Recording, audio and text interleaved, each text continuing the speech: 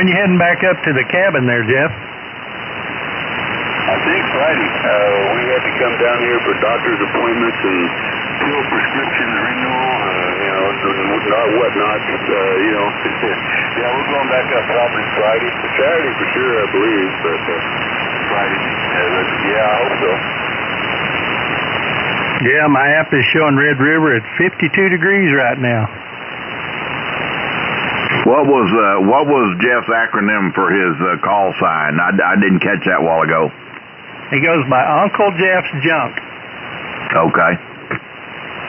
Or Uncle Jumpin' Jehoshaphat. Or Uncle John's John. Uncle John's John. Yeah, it gets confusing because the handle's Jeff.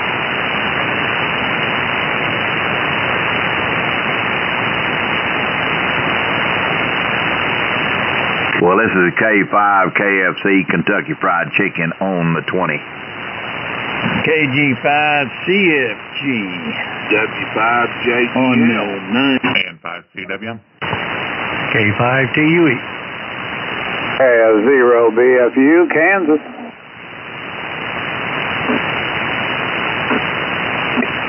Hello, Big Mo. Good morning to all. Morning, Mo. Hello, Mo. Good morning.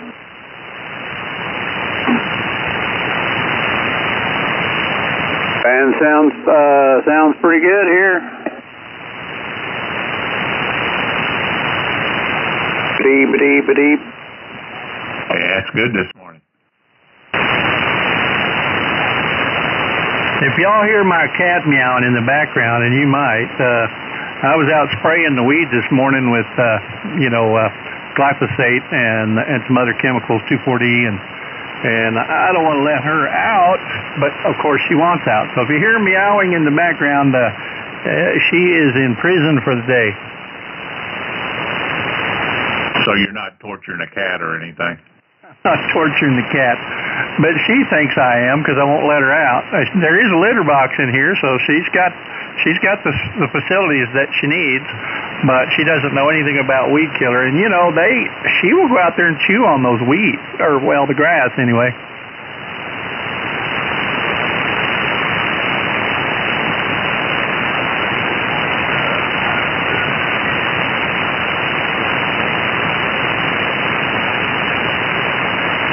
There's different, you go to websites and say, how soon can you let pets in a treated area? And some websites say 4 hours, and some of them say 24 hours. So I'll split the difference and call it all day. Yeah, as hot as it is, it'll probably dry out pretty good in 12 hours. Yeah.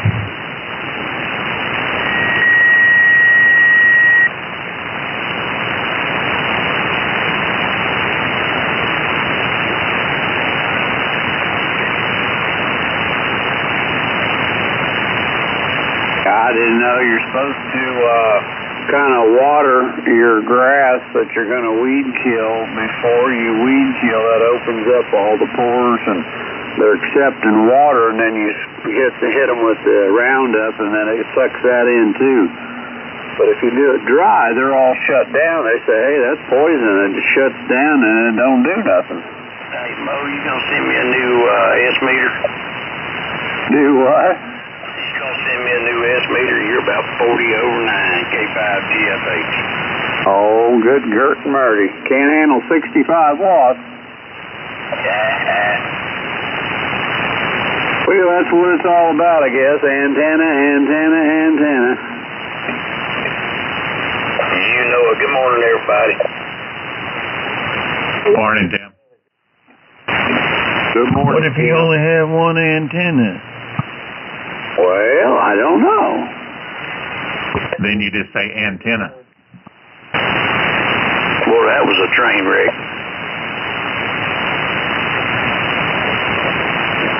I'm broadcasting in stereo. Mine's a dipole. There's 2 legs there. So I guess I'm quadraphonic with a loop, right? Yeah, I have a north channel and a south channel. Yeah, I got quadraphonic, so I'm in good shape. I got 4 corners.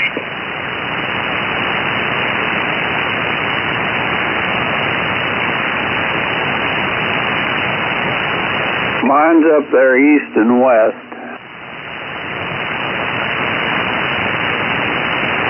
Mine points straight up. That's what she said. Yeah, it's vertical. Alpha Delta DXCC, east and west, 33 feet, parallel dipole. There you go. Well, I'm fixing to, I just worked a deal with a guy up in Chicago. We're going to do a little horse trading. I'm going to get 3 of the 811s, and I'll have a spare 811. I'm going to get this amplifier running. I've got a 40-meter off-center fed dipole. I'm going to hook it directly to the amplifier and to the HW101. That HW101 will work great with this SB200. So I'll get those up and running. So Mo, I'll do a comparison. Once I do that, I'll do a comparison with 400 watts on the off-center fed dipole as opposed to my loop. See what you think about that up there.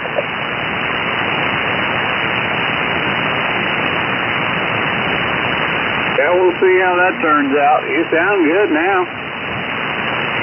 Well, yeah, I know, but I've got this HW101, and I'm always, if I want to use it, I have to undo the 7300 from the back of the tuner. Got a heat kit SA2060A roller inductor. So I have to unhook that and hook the heat kit up, and then when I want to go back to the 7300, I have to change it all out again. So I'm going to dedicate one of my feed-throughs on the pass-through in my window to go straight out to that off-center fed dipole. I'll run 40, 20, 15, and 10 on the HW101. I'm going to try to use it pushing the SB200 direct because it should show resonance on all those bands. If I tune it right for 40, it should show resonance on all the bands. Then the Pi network in the amplifier and the Pi network in the HW101 should tune it all out with no problem. Roger, Roger, you're going to have fun with that, aren't you? You know I am. Good morning, Kurt. How you doing? Hey, good morning, Curtis. Good morning. How you doing this morning? Oh, I'm hanging in there, enjoying life. Roger, Roger. Yeah, I picked up SB200 a couple of nights ago for $60. The tubes were cracked in it, so I'm working a deal with a guy up in Chicago. He's gonna ship me 3 811s, and I'm gonna put 2 of them in and have one for a spare. And I'm gonna put those in that amp, and like I said, have one for a spare. I'm sending him an OPL 2280 VHF 80 watt all mode amplifier, even Steven trade. Oh, good deal. Good deal. It's nice to have stuff to trade back and forth, isn't it? Yeah, it saves money. Now, if you get a deal with the post office, it'd be even better.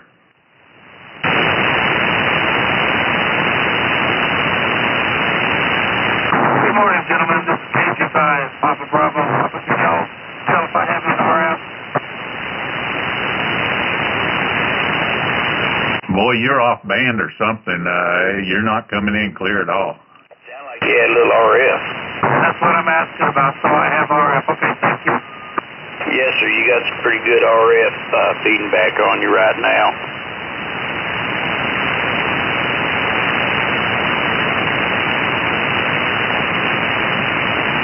Hey, Mo.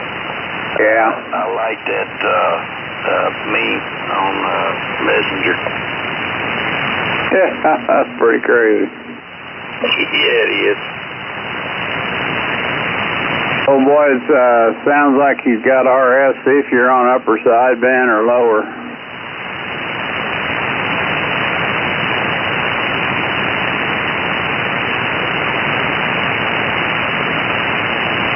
Yeah, that would make it sound like you got RF going on, wouldn't it? Oh yeah.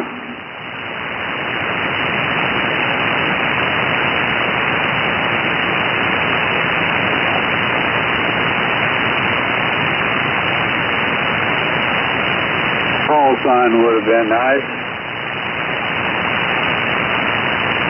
I didn't catch his call sign. Did you catch his call sign, Curtis? No, I think he was just coming in to just see if he was, if he had RF.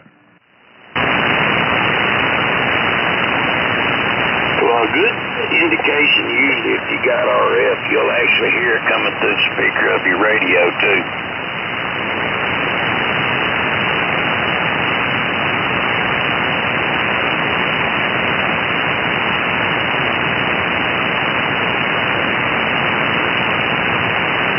K5 TFH, right at the zeros.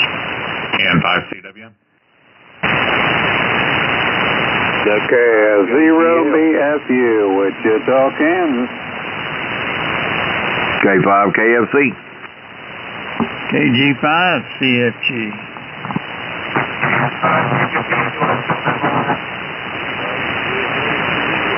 Oh boy, had a Yaesu ST2000 David that was 200 watts online, and I inquired about it and said, would he ship it to me? And I got crickets.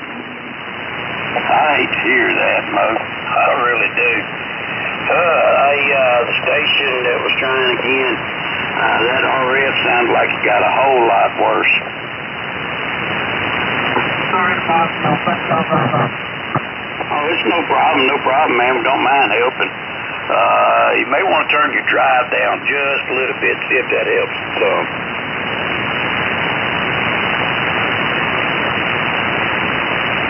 Or your mic gain.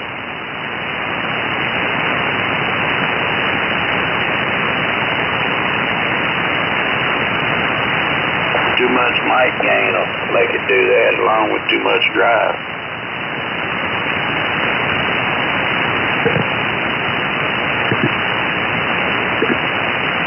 At least that's been my experience. How about you, Mo? Hey, he's not saying enough to actually see whether he's got a process turned up too high or what.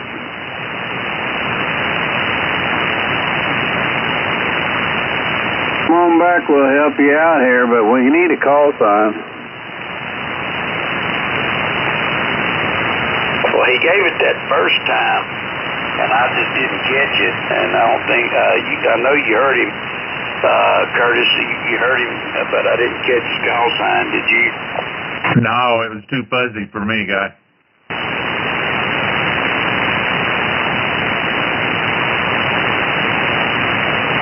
Hey, Mo. Yeah, go ahead. I'll send you a picture here in just a little bit. Cooper got him some new clothes on this morning.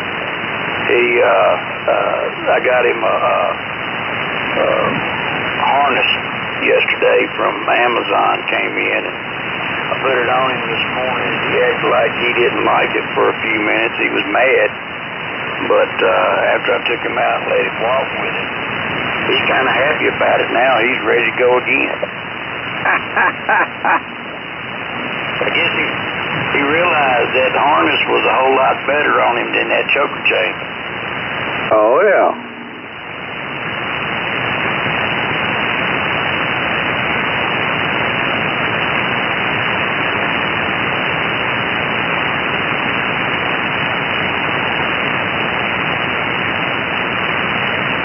The call sign is Kilo Golf 5, Papa Bravo Papa. Okay, Kilo 5, is that Kilo 5, Papa Bravo Papa? Kilo Golf 5. Okay, Kilo Golf 5. You got rid of it. What'd you do? It sounds good there. I'm on a different microphone. The other one is an MC60 I'm having trouble with. Okay. Yeah, it sounds like you may have too much audio into it with that one. It's causing some RF back, but that one sounds really good. The name here is Tim, Tango India Mike, and I'm in northwest Louisiana over here, in just north of Shreveport. And there's a whole bunch of guys on here all over Texas, Oklahoma, and we'll even say Kansas, right, Mo? Roger. Yeah, that sounds a lot better with that different microphone there. Come on back and we'll see what's happening. Yeah, this is an XLR electro voice microphone and totally different gain level and all that stuff. But anyway, just curious because I'm still the other microphone is trying to work with an Kenwood MC60. Roger. Yeah, sounds a lot better. Well, there's something wrong with your MC60. Yep, that's what I was thinking.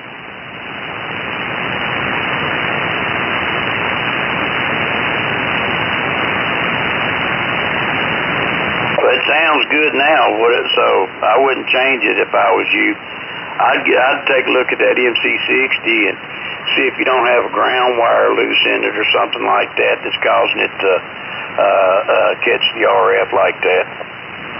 Yeah, thanks, but I've already done all of that, and I've grounded it by itself, and I won't go through everything I've done, but something's a little wonky with it. But anyway, I appreciate it. Thanks, guys. Well, not a problem. I didn't catch your name. What's your name?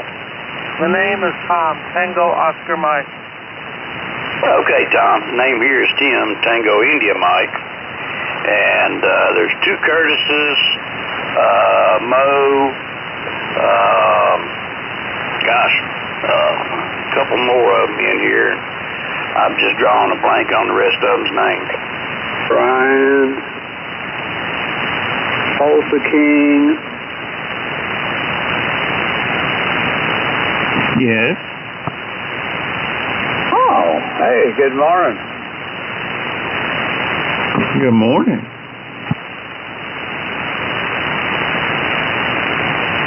Tulsa King, can you hear me now?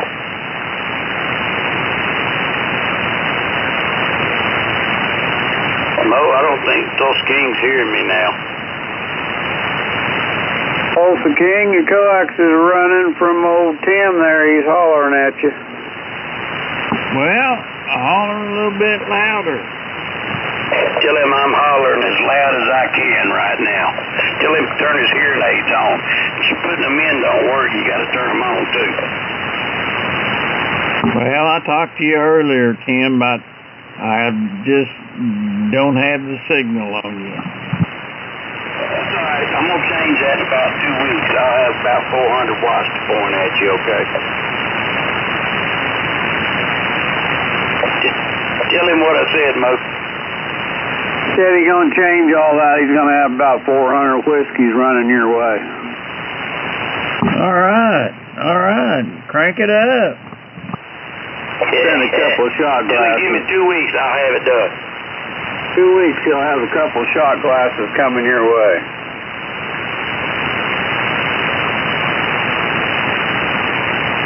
Okay. Anyways, I ain't gonna be in here too much longer, guys. I got some stuff I want to do. I got to pull something out for supper. I'm debating on whether I'm gonna pull out some leftover spaghetti out of the deep freezer and add some more Italian sausage to it, or whether I'm gonna bake some pork chops. I ain't decided yet. And then again, I might just make a big old pot of red beans and rice and cornbread. Who knows, right? Yeah, who knows what's going on in that kitchen there, Roger? Yeah, but you know it'll be good, right? Sounds pretty good. All right, Mo, Curtis, Tulsa King, Brian, everybody, catch y'all later. K5 TFH 73s. Have a great day. 73s, Tim.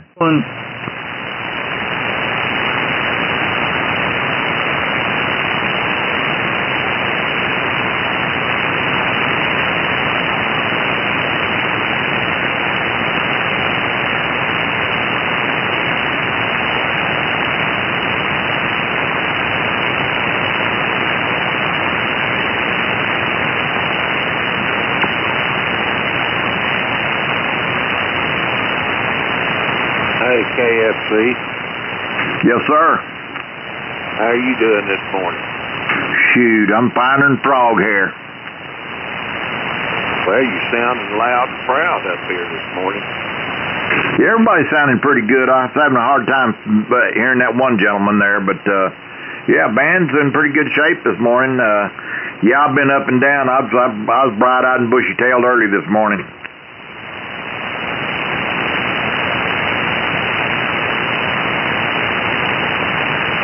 I've been nursing my printer through the night. I'm doing a print. It's a 3-color print, and I'm having to get up every 3 hours and change the color in my machine because it's a 22-hour print.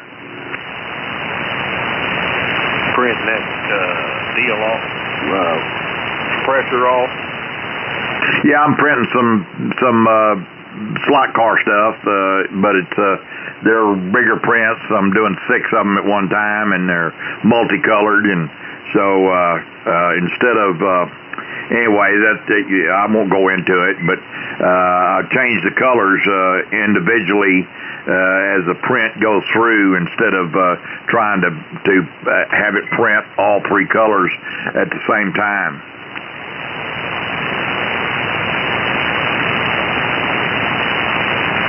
Creates a lot of poop, and I know that doesn't make any sense to anybody, but anyways, I have to change those colors about every 3 hours. Roger. Need to get you one of them high-dollar multi-head printers.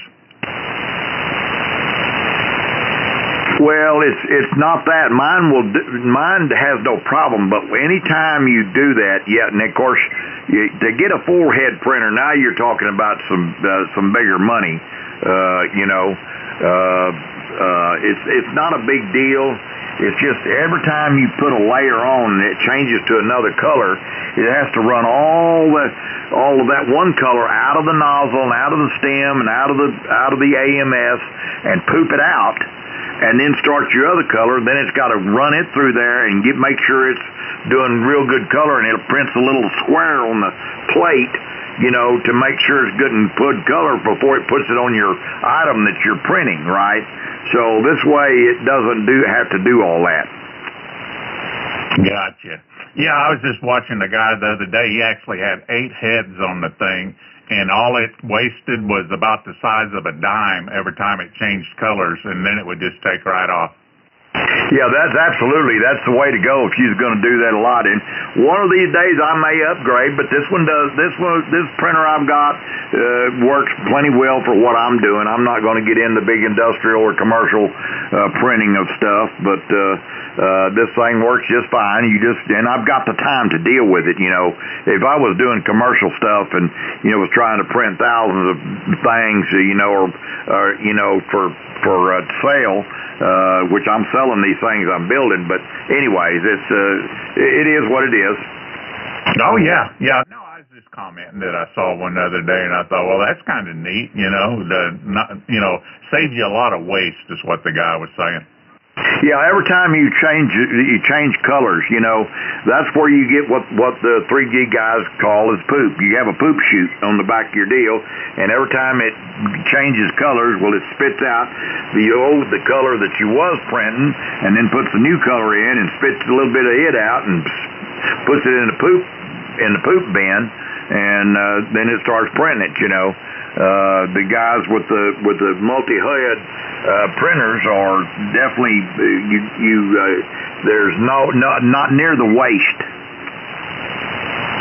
and the time.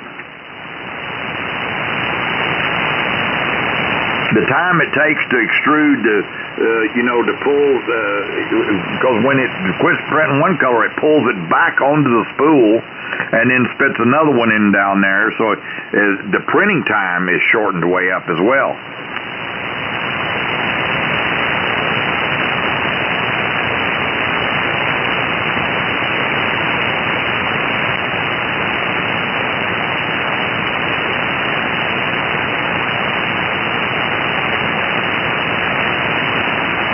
Well, they got 5 Houston residents, including 3 postal workers, for stealing $24 million worth of checks out of the mail.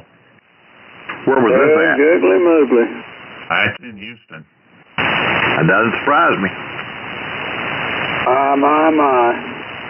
My cousin, she lived in Houston. This has been about 4 years ago, 5. She sent my daughter a $50 check, and it never got to her.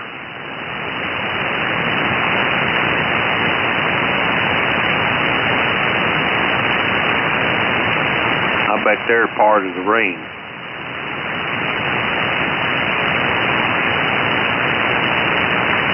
Well, if it's one of the 3 postal workers, yeah. Right. They probably got 1,500 to 2,000 in that town, so that would be some bad luck right there. $50 check. Well, that's just worse than stealing, because that's messing with the federal mail. Yeah, and you're a federal worker on top of that doing it. Roger. That's Leavenworth there. I see the federal penitentiary on that one, right? That would be Leavenworth. Roger. Not a nice place. Oh, I drove by it before, and that's as close as I want to get to it. Had hard labor.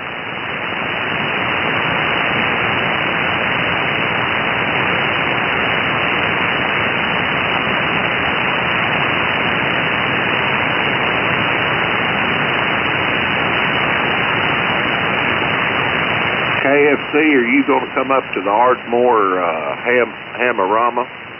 I doubt it, very seriously. Paul hadn't said nothing about it, so yeah, I doubt it very seriously.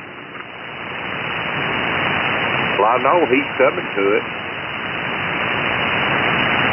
When is it? It's the 24th of October. Well, that's a long ways away. I don't know.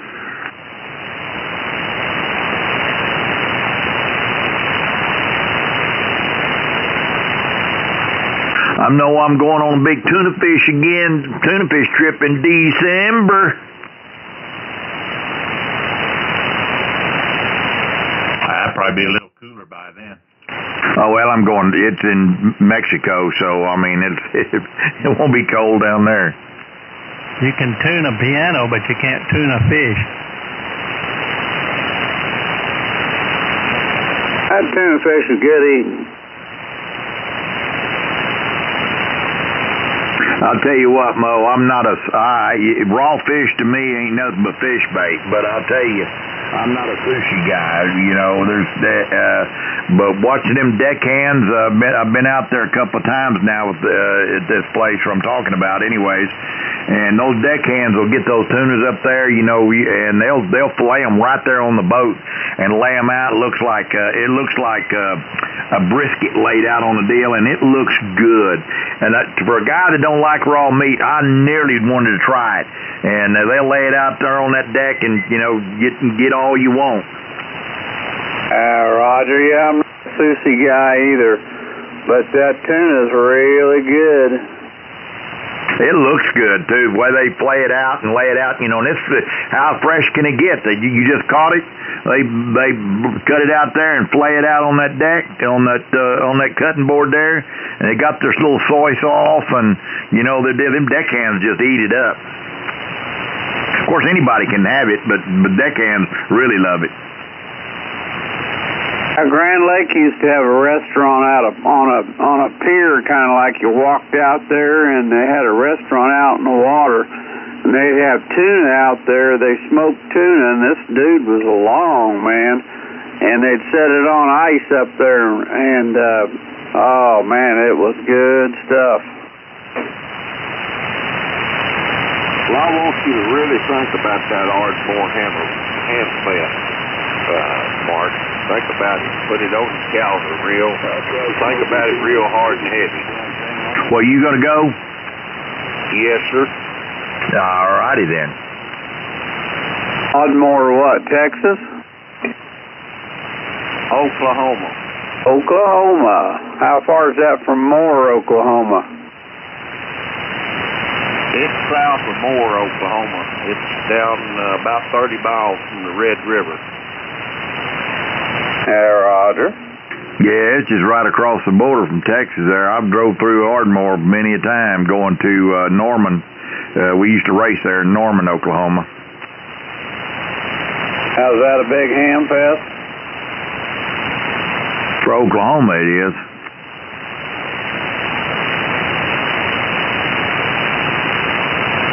It's a nice one. I'm going. Is it bigger than Claremore? No. Roger.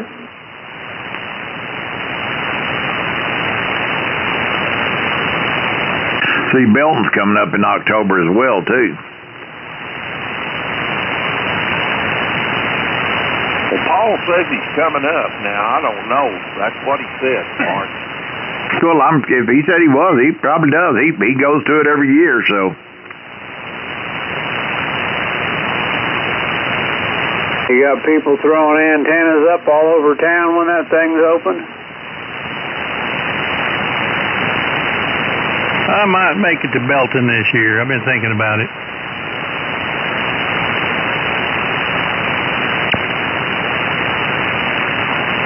Haven't been in a few years.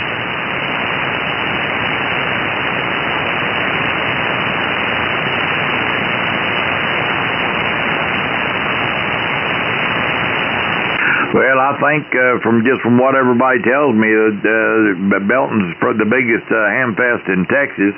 Though they have one out in Rosenberg too that's supposed to be pretty healthy, but the Belton one was supposed to be the biggest one. They're trying to get that one started back in Dallas. You know, when Arlington, you know, when the Hamcom went away, they're trying to get a replacement there at Louisville, and I didn't go, so I don't know how that turned out.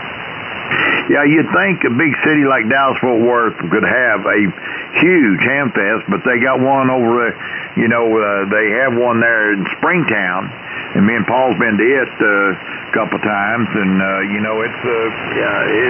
it's not very big. It's got some stuff there, but you just think that the city that big, or like Houston, they ought to have a huge ham fest. Of course, Rosenberg is 40 miles outside of Houston, so maybe that's where its ham fest comes from. I don't know. Well, I think Houston is still having their ham fest, and there used to be a big one there at Arlington, and then it moved to Plano and different places. But I used to go to Hamcom there in Arlington back in the 80s and 90s. That was huge. That was a three-day ham fest. It was at Arlington Convention Center. It was huge. Yeah, you'd think that'd keep carrying on. Well, they had some conflicts and some drama, and then the COVID thing, Roger.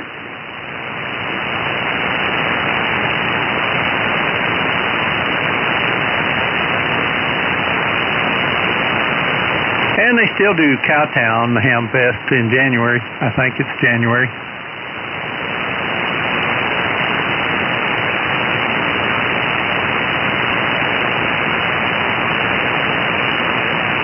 You're going to make me come all the way down to Winters is what you're going to do, Mark. Do what, Joe? Say it again? You're going to make me drive all the way to Winters to see you. Well, I ain't going to make you, but, I'll make you worth your trip.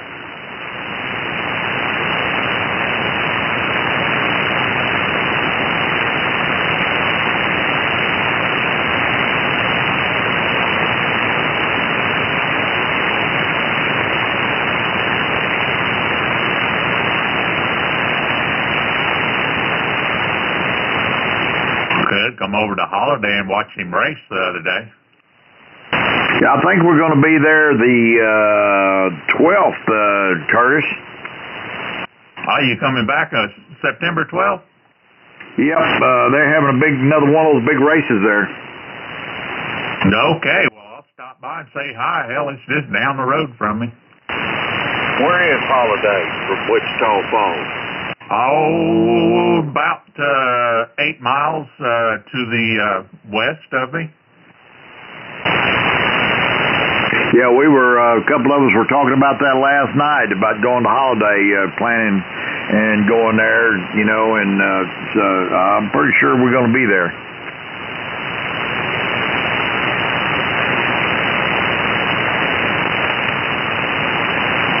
Yeah, I just pull out of my neighborhood and turn right, and it's straight that way.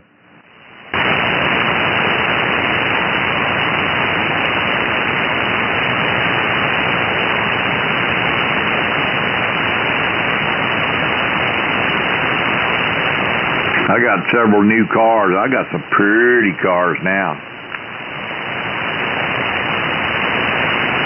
Better bring your own pillows so they don't fly off the track this time.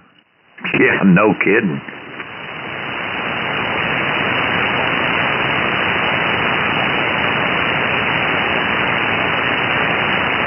He felt bad about that, boy, when he heard about it. He went down there right away.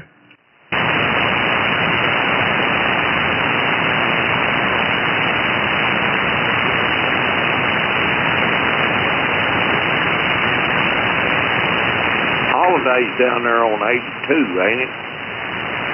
Yeah, it'd be off 82. It's been a long time since I've been down in there. Yeah, Big Hill West, 82, it's all the same.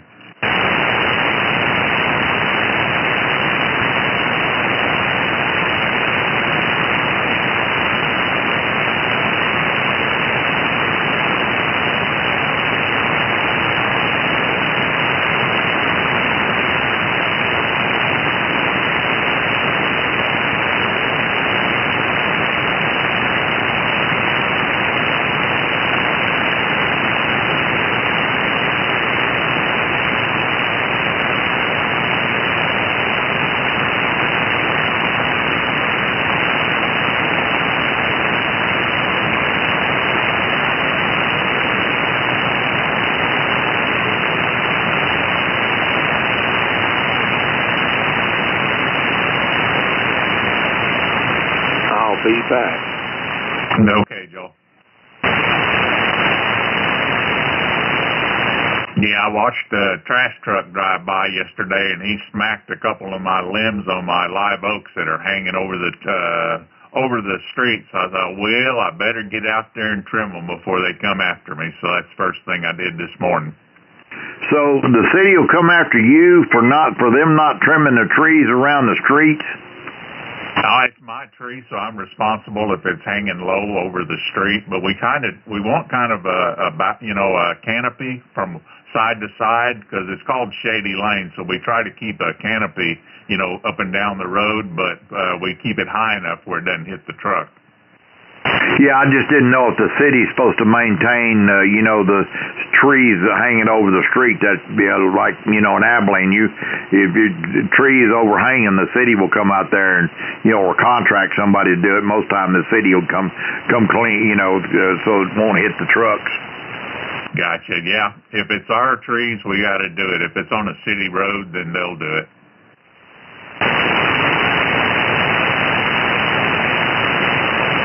Is it a Chinese elm, one hung low? No. It's just a big live oak.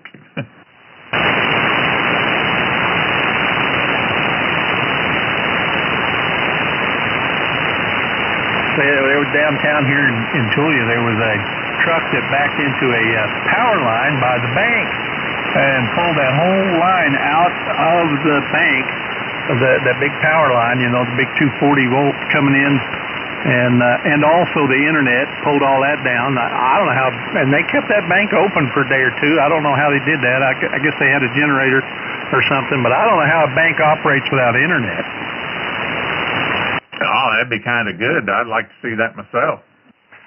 Yeah, but how do they do transactions over the online when their internet's down?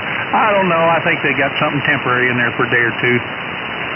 Yeah, must have used hotspots on their cell phones, right? I guess that's what they had to do. Yeah.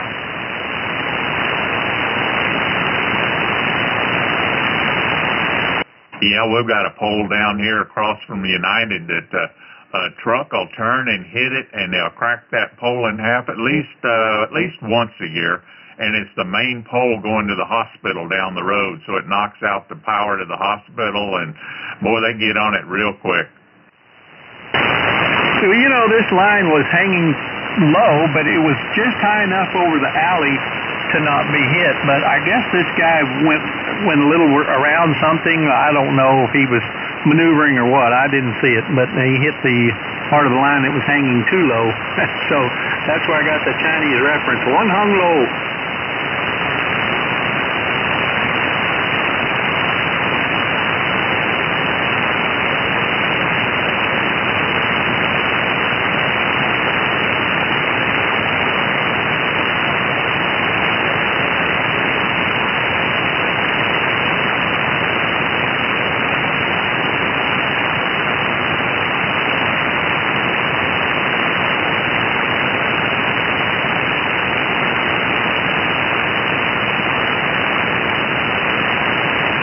Mark, you said you were printing something that takes 22 hours to print?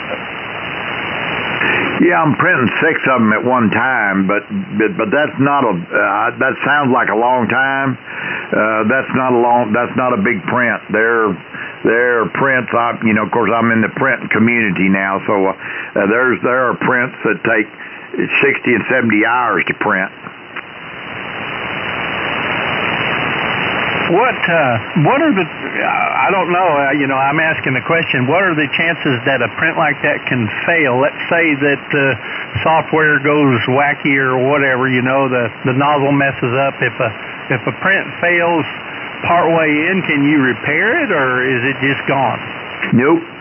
If you screw a print up in the middle of a print, you can't go, you're pretty much screwed. Oh, wow. Yeah, what happens is that the short version of that is when you download a file that you're going to print. Well, the file goes to a card in the computer. It's Bluetooth, to a card, and that file's on there. So usually I was really scared the first time I lost my internet, because my internet will click off sometimes. Well, it doesn't make any difference. Once that file is in that card, then it prints that project, okay? And but the electricity, here a couple, 3 weeks ago, they was going to do some work on the power lines. They let nobody know that they were going to have the power lines down for 4 hours, and my electricity went off, and it was right in the middle of a print. Well, it will hold that. When the electricity came back on, you have to restart it, but it'll pick up right where it stopped printing, right? The problem is when if it's off too long, the print blade that it prints on is heated, right? And that's what your object is stuck to, is that heated bed. If it cools off too much, it'll come unstuck from that bed, and so when you start printing it, it moves it around, and then it messes it all up. Does that make sense? Yeah, okay. Boy, it sounds pretty critical. Okay, yeah, power outage. I hadn't thought about that. For sure, that would be a problem, I would think. Now, is there any, I heard you mention one time you have a app where there's like a camera in there that you can see the progress even if you're not home. Okay, well, my question is, does the printer have any of its own cameras so it knows what it's doing, or is it all just programmed? In other words, does it have some kind of sensor that lets it know where the piece is in relation to the nozzle? No. It uses its own eye. It has an eye that, it's like I don't know how to explain it. It's like a CNC machine. It once it's programmed, it knows how to do it. It doesn't use the camera to picture itself where the item is. I mean, these are really fine, detailed stuff it'll do. It just has a program. But yeah, the camera is just for you to watch the progress of your print. Now, if the print goes haywire, or if it starts doing something silly, sometimes it will catch itself and shut it off. Comment. Go ahead. I'll see y'all. My flash app says it's 43 miles from me, but we got a cloud coming in, and I'm hearing static on this thing, so I'm going to unplug. I'll catch y'all later. Well, I hope you get a bunch of rain. Catch you later. Adios. Catch you later, Joe. Have a good one, KF0BFU on the 10. And 5 CWM. K5 KFC. K5TUE.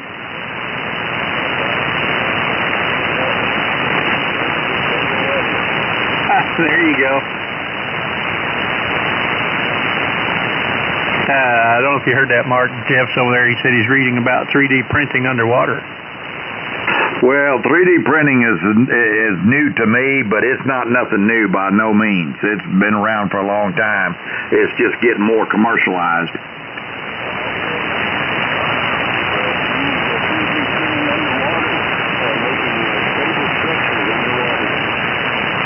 Doesn't surprise me.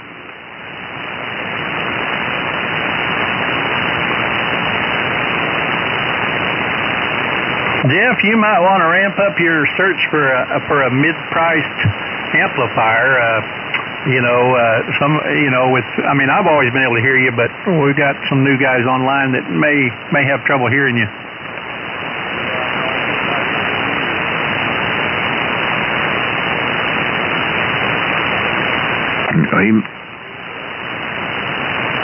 Yeah.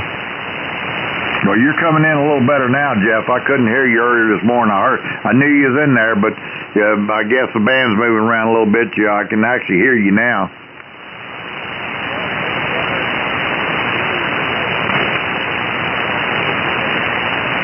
What kind of antenna you got, Jeff?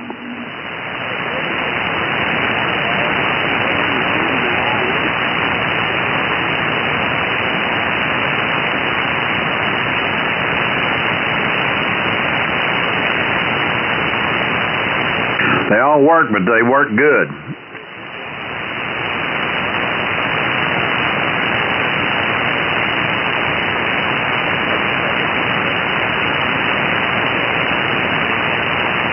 What do you say he's got up? He's running a butternut. Oh, butternut.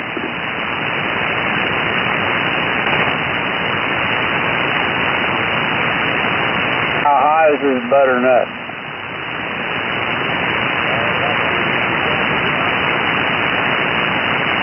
You say 2 inches? Roger.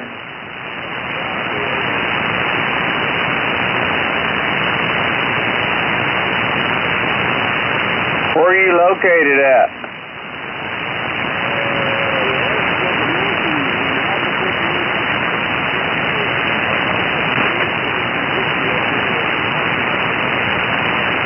Roger. Well, that explains it. You're down in the mountainous areas, right?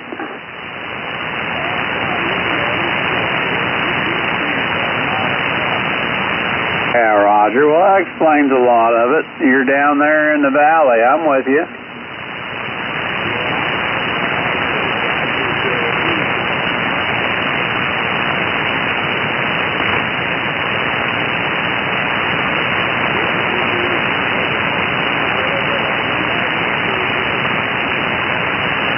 Yeah, Roger. Yeah, I knew something was going on there. Yeah, you got a way to throw a wire up someday?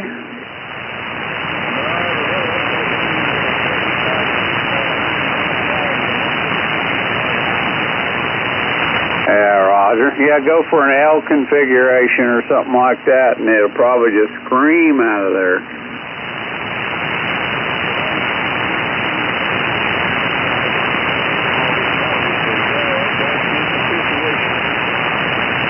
Roger.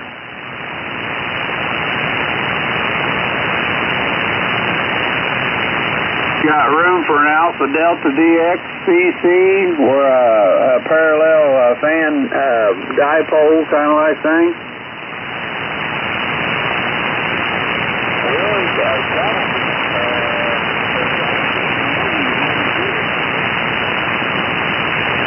If you got 100 feet where you can spread one out, make it look like a Christmas tree, you might really scream out of that there valley.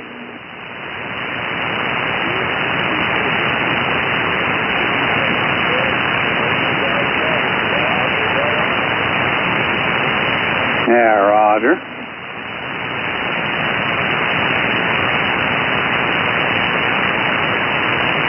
Now that I know where you're at, you are getting out. That's no problem there. You're just a little light in the loafers is all.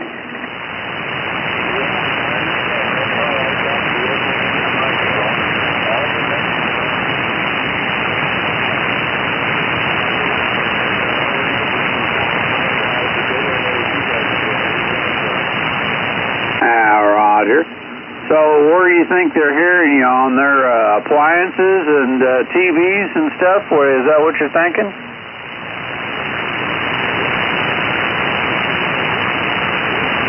Okay.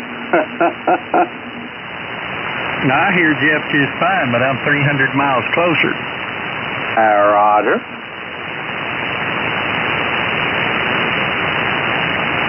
Yeah, Jeff, I've got an end-fed that's the same thing.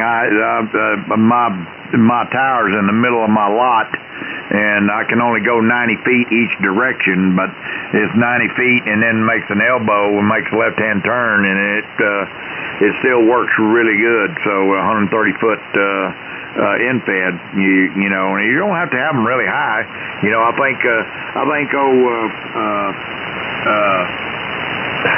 God dang, I'm losing my mind. Old Grouchy up there, you know, he only has his about 4 foot off the ground. Who am I trying to think of?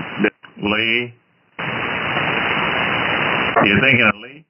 Lee, yeah, Lee's got an end fed, and the ballon's only 4 foot off the ground,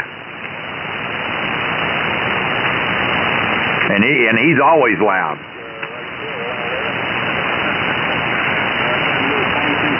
Out there and about 16 feet of ground rod straight down. I couldn't find it with my ground rod. You know, like Paul's always taught me, height is might. You know, higher the better. But you know, some of them antennas don't work. They work pretty good even closer to the ground. You know, you got your ground reflection there, but those end-fed, it's hard to beat a wire.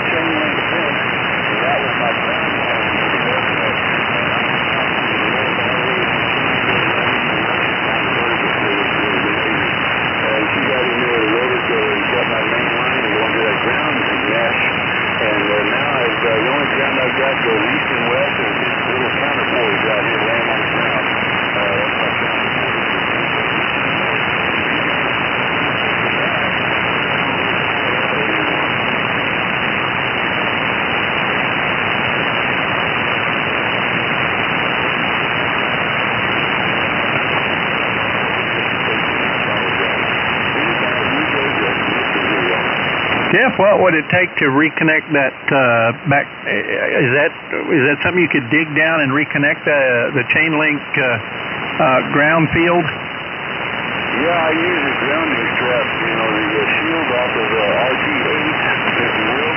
You know, that kind of stuff.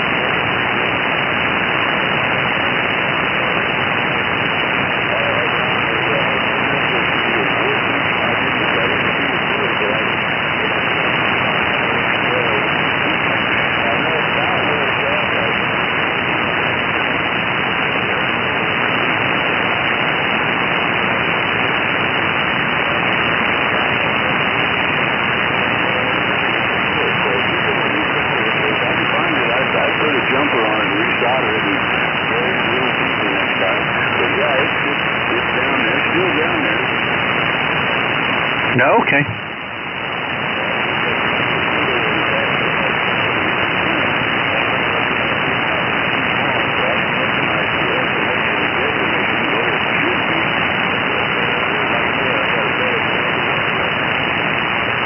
Yeah, I saw that picture of those planting beds. That looks pretty good.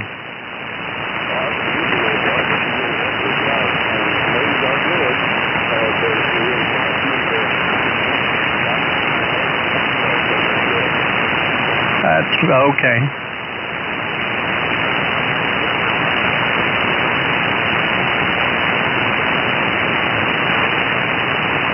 What radio are you using, Jeff? I got the little brother that Brian's got over there. Not intentionally, it just happened that I've got the Yaesu FTGX 1200, and he's got the FTGX 3000, I believe it is. Brian, anyway, it was not on the 36 in the radio I got one day. FTGX 212, Brian. Gotcha. So that was the 200?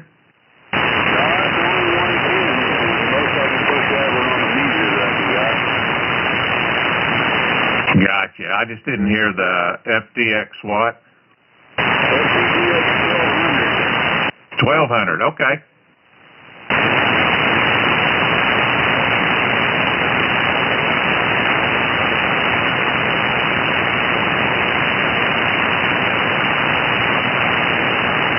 I'm just filling in my list. I like to know the name, call sign, city you're in, and what radio you're using.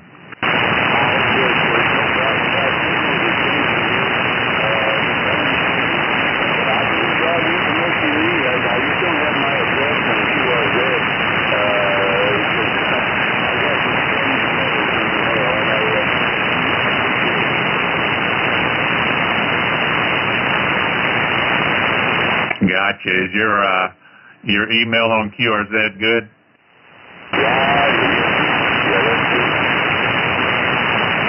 Okay.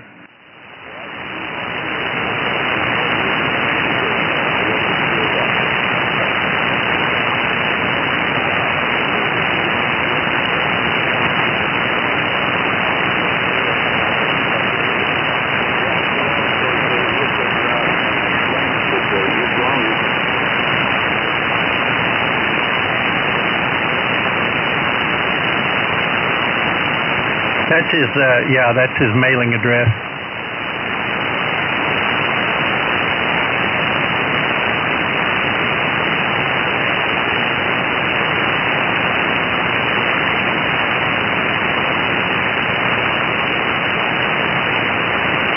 don't think QRZ changed my grid square. I think the grid square is still broken like 55, I think. Well, I think you have to go in there and change that yourself.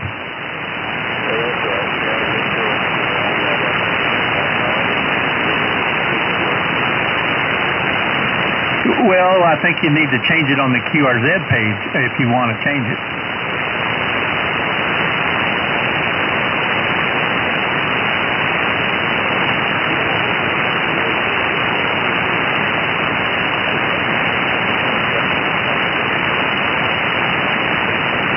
Well, I guess I wouldn't worry about it unless you're hunting grid squares.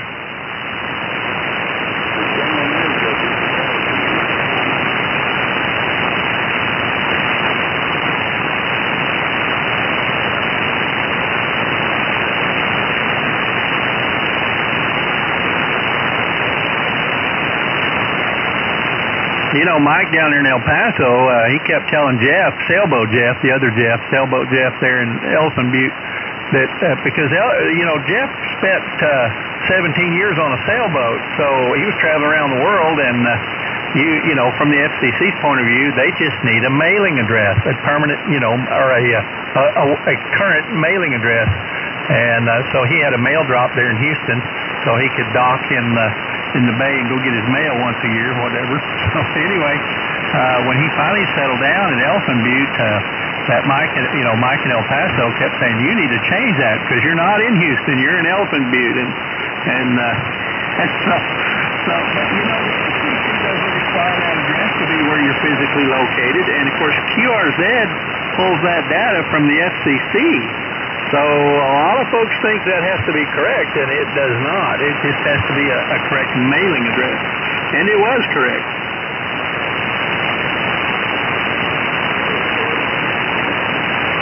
Well, I think he was.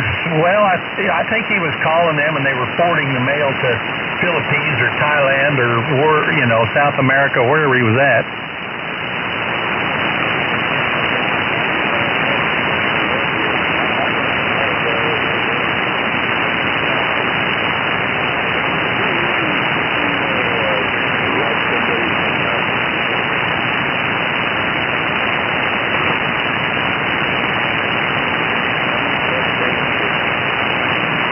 That's it.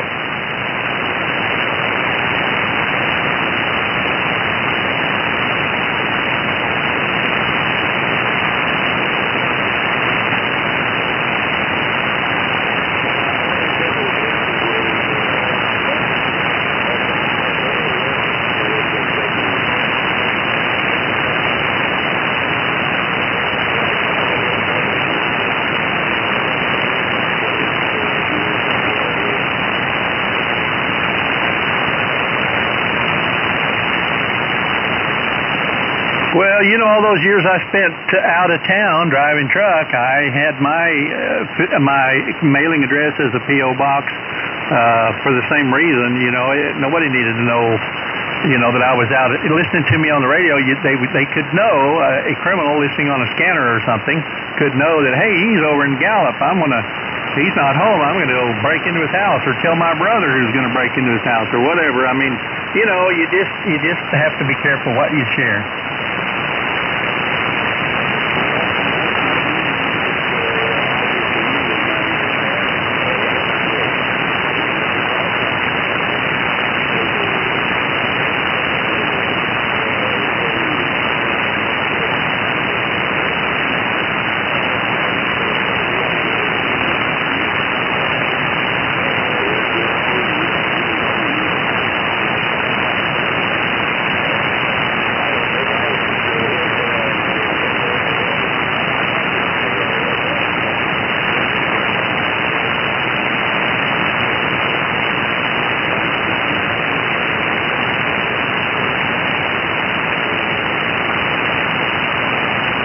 Well, yeah, that's always a concern. That's one reason I've never gotten a ham call plate because of that.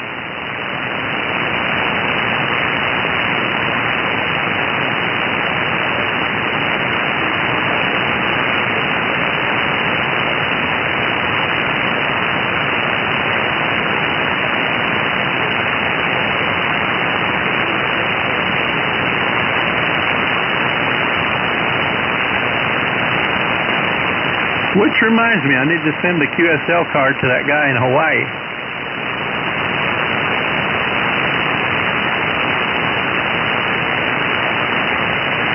No, bite your tongue. I don't do that. No, this was over the Hawaii QSO party.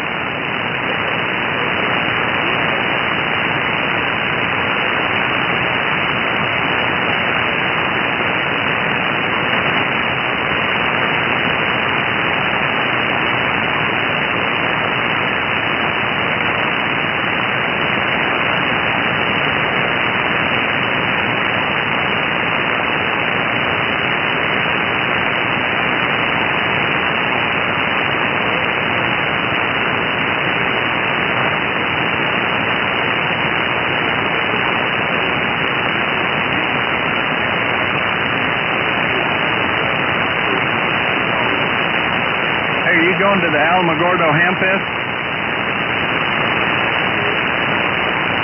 Okay.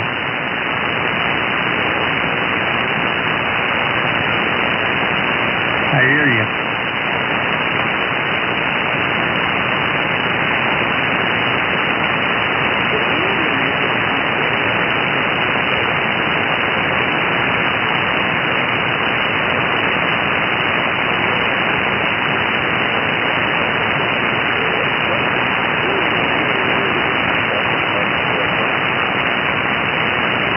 Is that the one that you guys restored?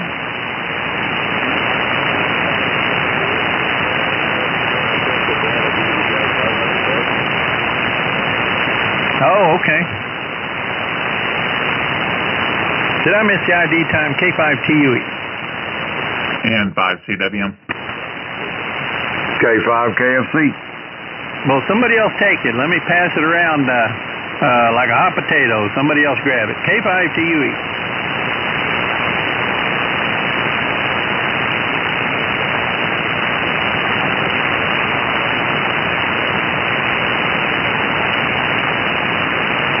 Well, that didn't work. Well, we forgot what we need to talk about.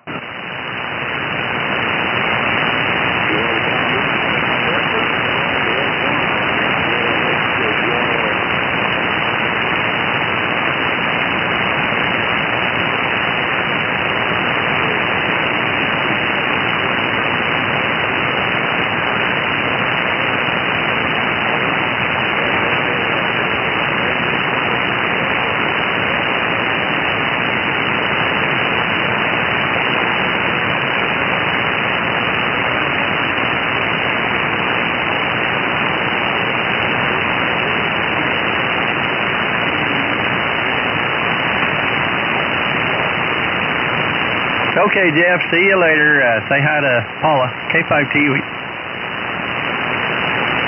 73s, Jeff. Adios, Jeff.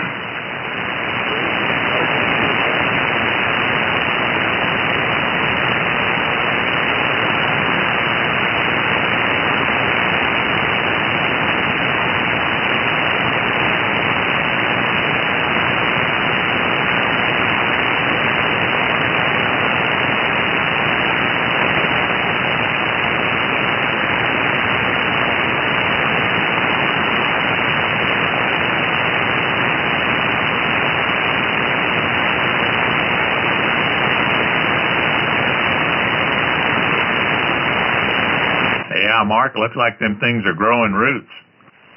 That's your support stems because they're overhanging. So it can't print out in midair. So that's a support tree branch. Right.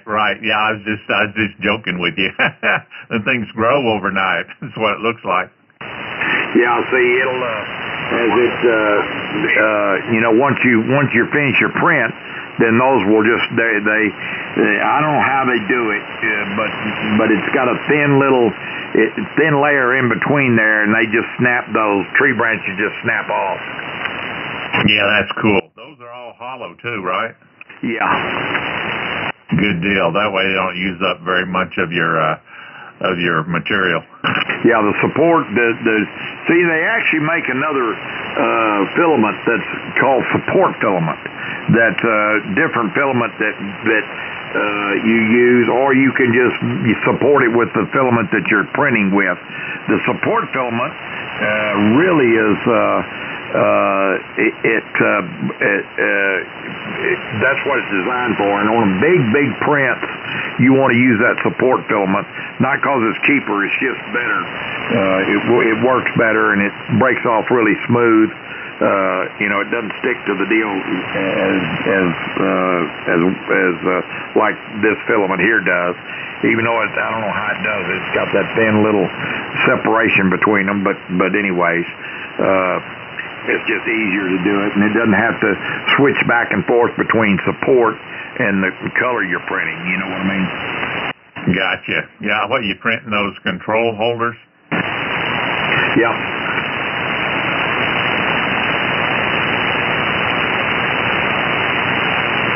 Oh, yeah, that looks nice. Well, see, you got 6 of them at once, huh?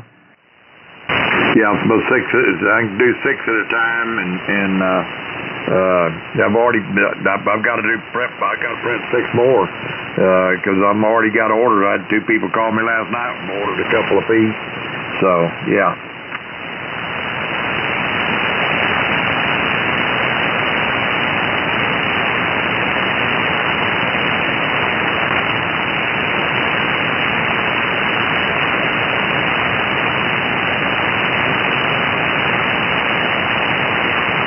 Yeah, that's a decent little camera that's in there.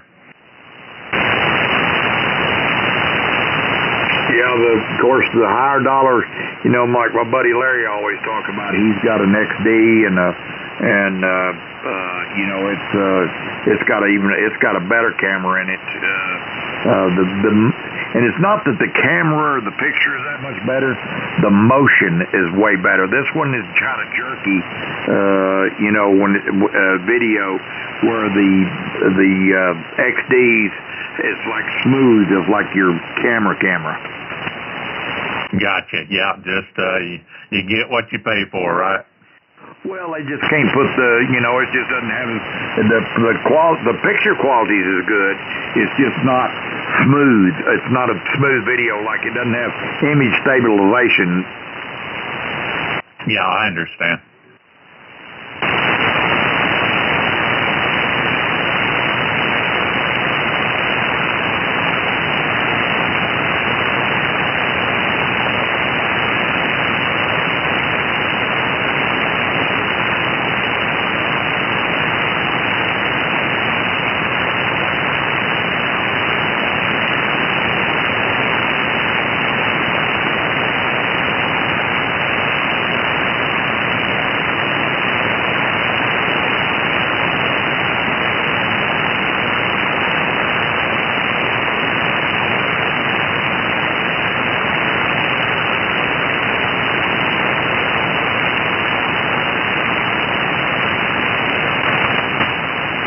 Yeah, and that picture right there has still got 7.5 hours of print time left. Oh, wow. Good God. It just doesn't seem like it, does it? Well, it takes 3 hours to do one, okay? So there you go. Yeah, I understand it. I mean, you're talking about putting a little dot of plastic 1 million times. It takes time. There is a way to speed that up, and like you see where in the top of that blue, the X, that's the inner fill. I could probably reduce that inner fill where it's half that, because it doesn't need all that fill, and that would cut a bunch of time out of it, But that was the way that the file laid out there, so I'm not going to change it. It's stout. You can barely stand on the thing. Ones I've already built, they're strong. They're not going to break, and they're not going to warp because they're out of PETG, which is a stronger filament than PLA. Gotcha. Well, that's pretty cool.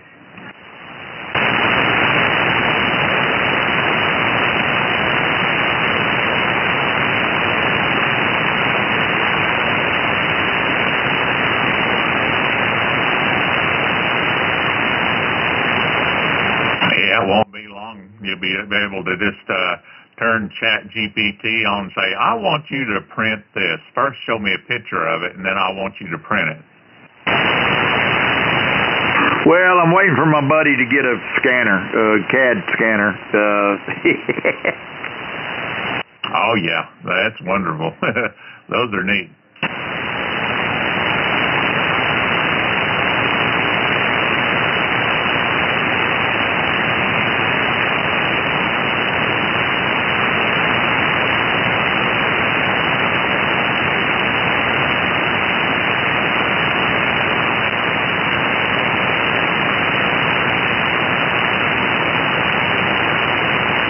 I've got a UR6QW microphone equalizer. It's going to be here Friday.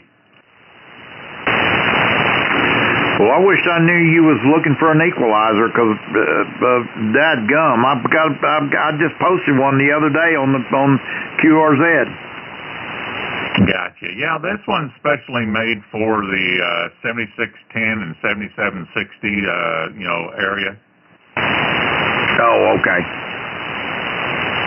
It's coming from the Ukraine. They made it out. It's in Los Angeles now.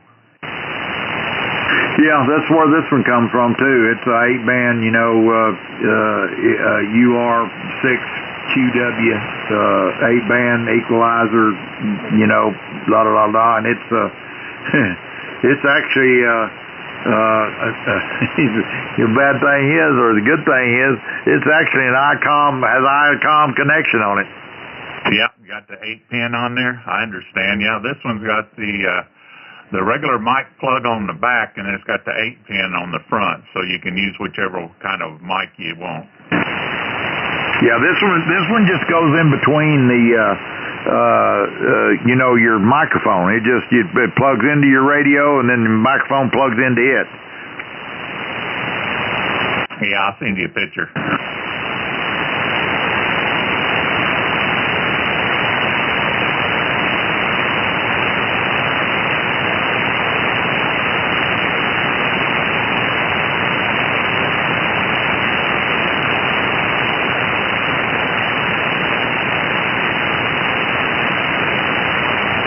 I bought the thing a while back and thought I needed it, but I never used it. Okay, it's heading your way.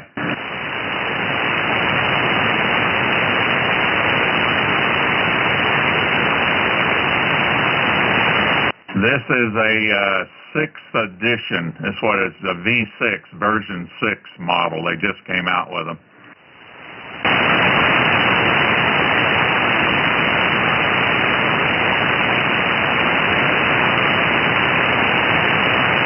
Yeah, that's what I got right there. Dadgum, I wish you had known you was looking for that. Does it have the SLR plug on the back of it also? Oh, yeah.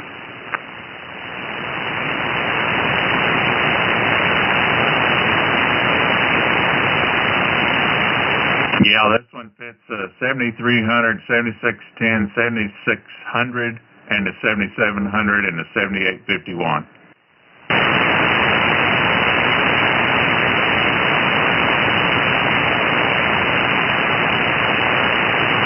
And the gate part of it actually has a off-on on it. That's the part of the V6 update. You can turn the gate completely off.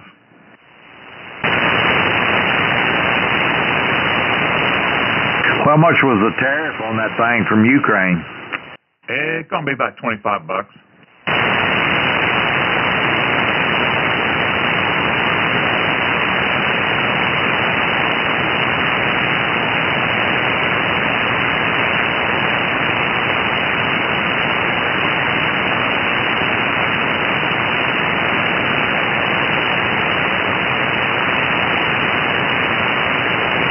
Dadgum, I wish I'd have known that. I'd have sold you this thing here. I'd have sold this to you for $100.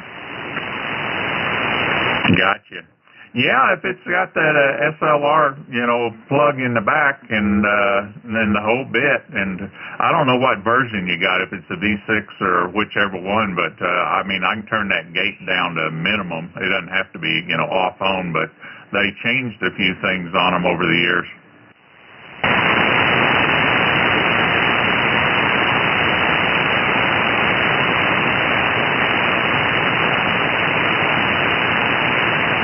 Did you ever try to use this at all? No.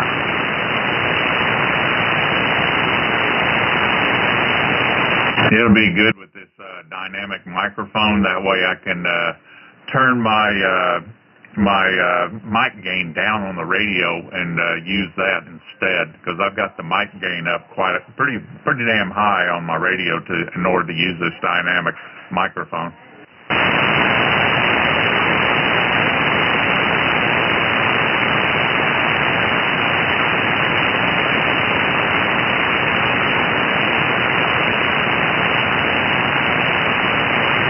If nothing else, Friday I'll let you see what one sounds like. Okay. Well, I don't know that you sound much better than you do right now, but same thing, it's like when you put that electric voice mic on there, here a while back, it didn't really sound as good as the mic is what you'd been playing, your powered mic. It was a little different, but it didn't sound any better, in my opinion. Right, that fed head. Yeah.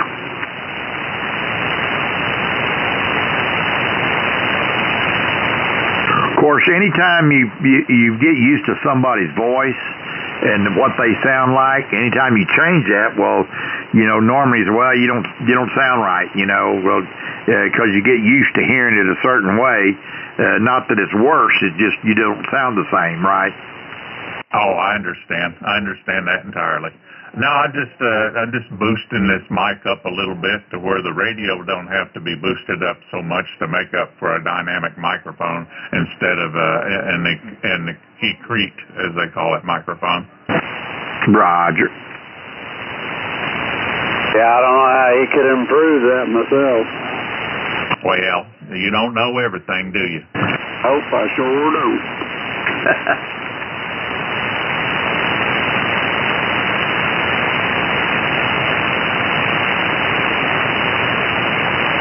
It's just something to play with. You know how it is, Mo. Roger. K0BSU almost on the 40. And 5CWM. K5KFC.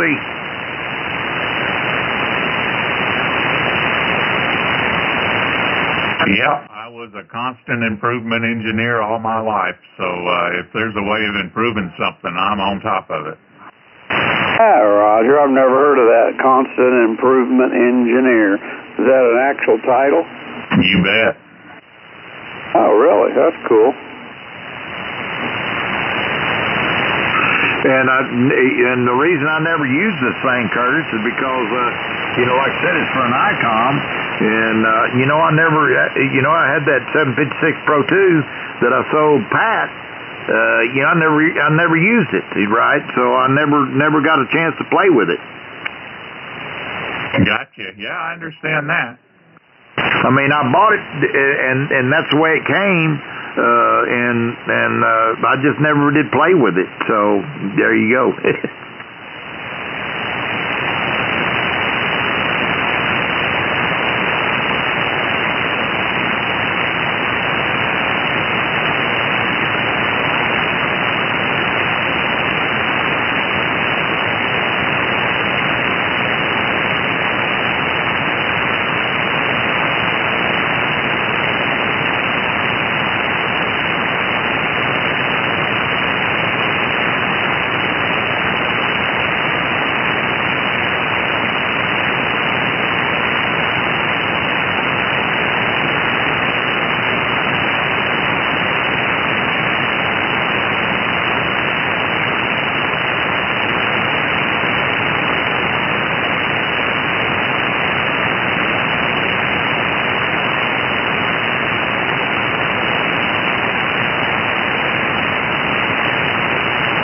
Yeah, it looks like the exact same one. It just I'll just see if the switch when you turn that one switch, does it click? Yeah. The gate switch. I mean, whenever you turn it to 0, it clicks. Yeah. Are you asking me, does it click? Yes. Okay, well then that is the newer model then. If it doesn't click whenever you turn it to minimum, then it's the version 5. It's actually a 3-position toggle switch. No, the gate switch. The gate switch next to the toggle switch. When you turn it all the way counterclockwise, does it click? Clicks off. Okay, well then that's the newer one. So if anybody asks you what version it is, you tell them it's the newest version. Yeah, you'd think they'd write that on there somewhere. I'm looking all over it right now because they got it in my hand here, and it does not say which version, and nothing on there, but you've seen all the connections it's got on it. Yep, that's the exact one. That's exactly what I got because of the mic connection. I can go directly from the back of my PR781 right off the back of it into the back of that, and then on the front of it I can go straight to the radio.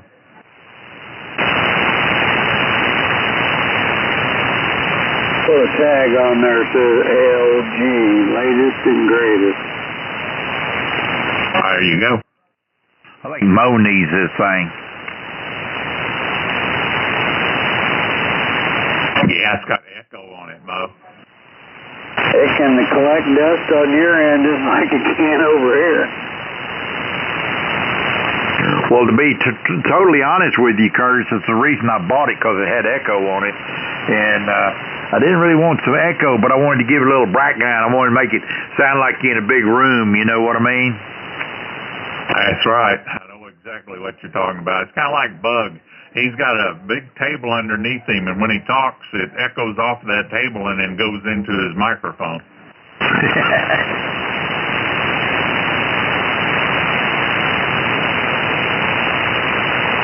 You know, LSB has got some sort of equalizer voice deal over there too. That if he turns it on, it's really got a.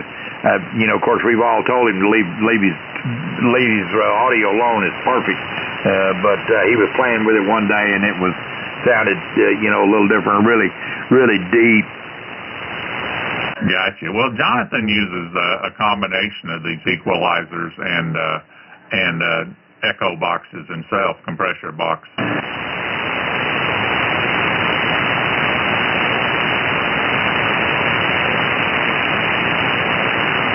That's MIN. That's how he gets the sound that he has. He uses that compressor noise gate combination. Roger.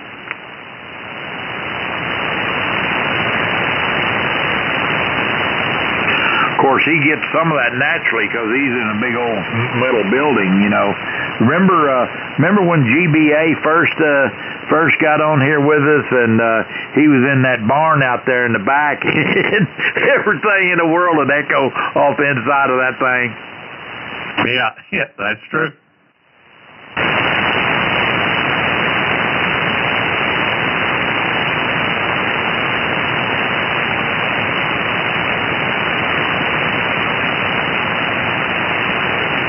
Wonder where old GBA's been. I hadn't heard of him. Of course, I ain't heard a lot of people because his band has been messed up, but I hadn't heard him or Peggy in a while. I have been in New Mexico. As far as I know, they're still there. Oh, they're whooping it up in New Mexico. Okay. Yeah, they're up there for a month, I guess, is what they're going to stay up there for a full month. Oh, wow. Okay, well, enjoying the cool weather then. Is that Peggy and Mike? Right. Roger. They are just trying to stay away from that paint job they have to finish.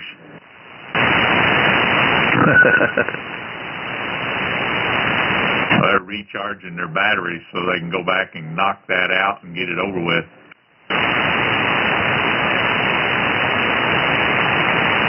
Hadn't heard K5NU in here either. Usually, if the conditions are good, I'm surely he knows we can move down to 195. He was on there when we were talking about it the other day, so hopefully he'd realize it. I'll send him a email, make sure. Roger.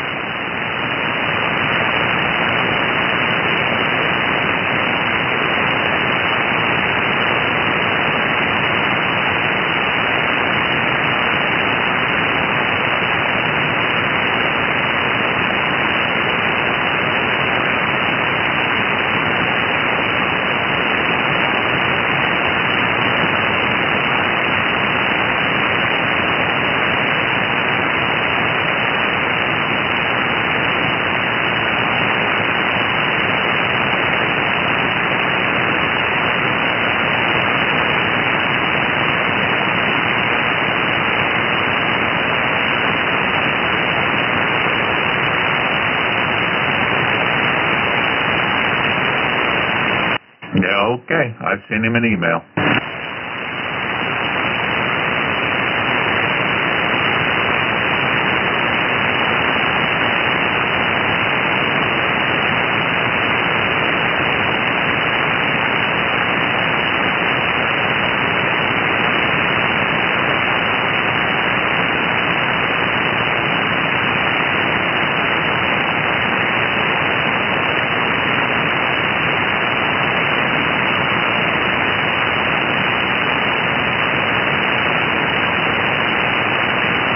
The cloud cover made it down to you now, hasn't it, Mark?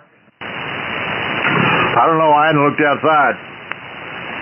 Oh, that's right. All your windows are blacked out, aren't they? Well, they're not blacked out, but I just hadn't been outside. But I have shades on all my windows. Yeah, that's what I meant. As far as you got it dark in there.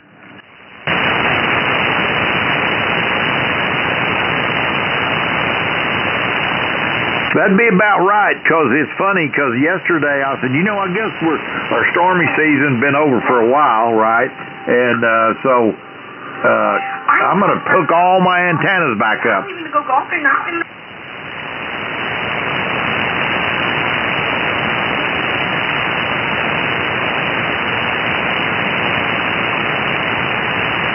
Yeah, we got some good cloud cover. It looks like we're getting ready to get a break in it, though, here in Wichita Falls. It's been dark all morning. It's been nice.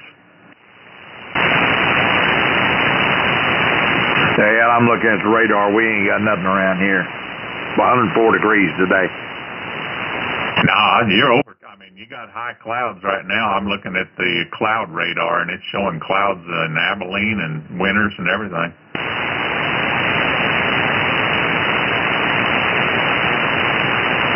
There's no rain in them. It's just overcast, type clouds.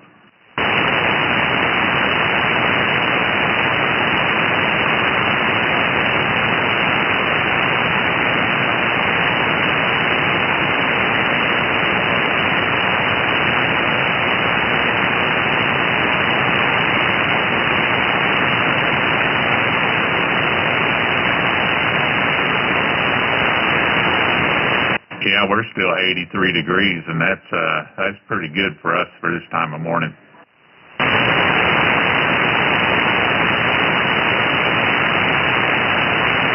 Yeah, we're up to 80.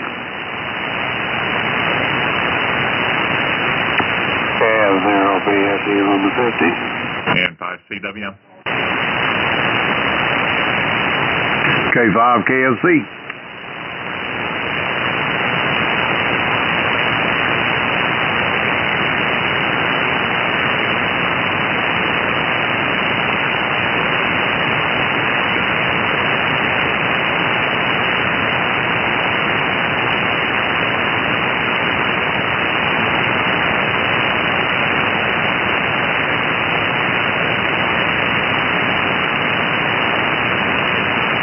Well, did I tell you about my lawnmower, Curtis? Oh, the one you were loaning out? Yeah, the one they came and picked up because it quit running. Oh, that's what it was. Yeah, they come to get it. That's right. What's the deal with it? Trying to blame it on water and the gasoline. Oh, well, that don't work. Yeah, I know. I've got to go see the manager and show him documentation where water will not ruin a carburetor if you got some gas and water. Not unless you let it set for years. Yep. That kid, what he did was he put additive in the gas tank, and I took off and mowed a couple of strips, and when I went and put gas in it, it said, screw you, because that additive ate up all the gaskets.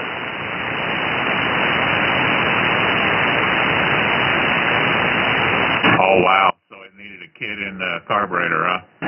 Oh, they're charging me $390 for a new one, and they think they're just going to drop it off and bill me. Well, I've got to go down there and talk to a manager and look him in the hairy eyeball and say, look, water in your gas will not destroy a carburetor like you're claiming. No, not just for something that quick, It just happened, It's not like you've been... Yeah, no. If it's set for like all winter or something like that with water in there, I could see something happening, but not just because you just happen to have some in your fuel. Yeah, and I didn't even have water in my fuel. But that's what he did, was he drained the tank to work on it, put it on the lift or whatever, and then he put additive in there, and he said, well, there you go, it's ready to go. Didn't put gasoline in it with the additive. Oh, wow. So it never did run after you got it back. I got it back, fired it off, did 2 passes, and went to put gas in it, and I tipped up a 5-gallon jug of fresh, brand new gas, and it just took it like I was pouring it in a swimming pool or something.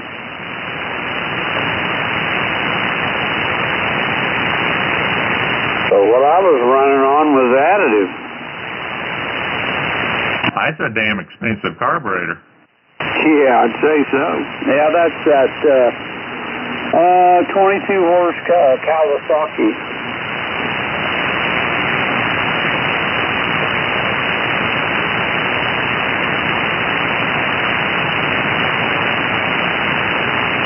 I'll stick with my little $10 ones.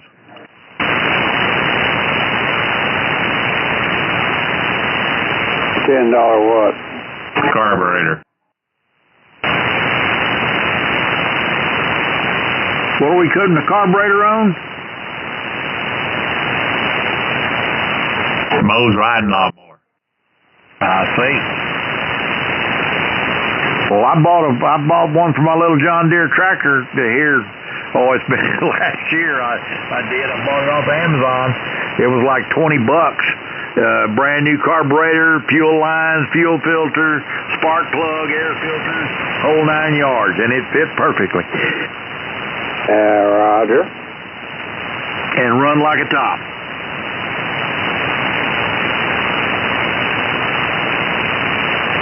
Mine ran fine, except it just the needle and seat, it would leak and it would flood the motor when it wasn't running. You'd have to turn the gas off. And the needle and seat, if you bought the needle and seat float, had a heavy float in it. And if you bought that, it was like $15, or you could buy the whole darn thing with a kit and everything for, I think it was $22, and it was exact perfect replacement.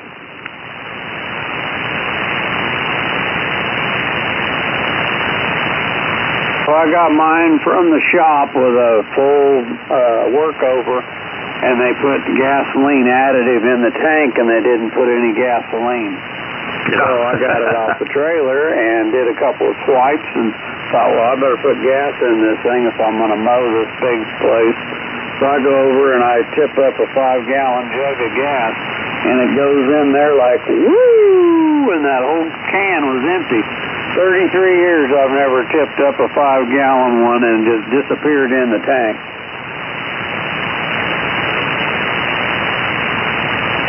Now, explain how did it disappear. Did it go right out the bottom, or do you say it evaporated because of the additive?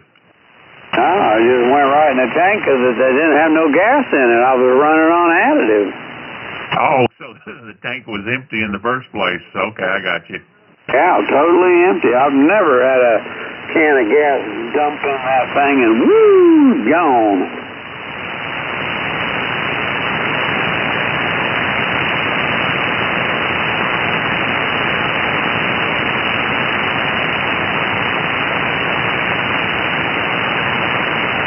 You put alcohol-free gas in it? Well, 87 is designed for 87. It's got that, what you call it, that corn craps in it. So you put additive in with it? No, it's designed just like my Goldwing's designed for 87 with ethanol. Yeah, but that Kawasaki's not your Goldwing, though. So that motor's designed for ethanol also? Yeah, I would imagine. It says 87, so what are you going to do, get special gas for that thing? It shouldn't. I mean, it's only 3 years old. Gotcha. Well, I always put the additive in it, or else I get the alcohol-free gas, because mine's straight from the factory. They said, do not use ethanol gasoline in this lawnmower. Really? Yeah, this is a Husky, and I never had any problems with it. All right, well, it's a Honda. Yeah, Roger.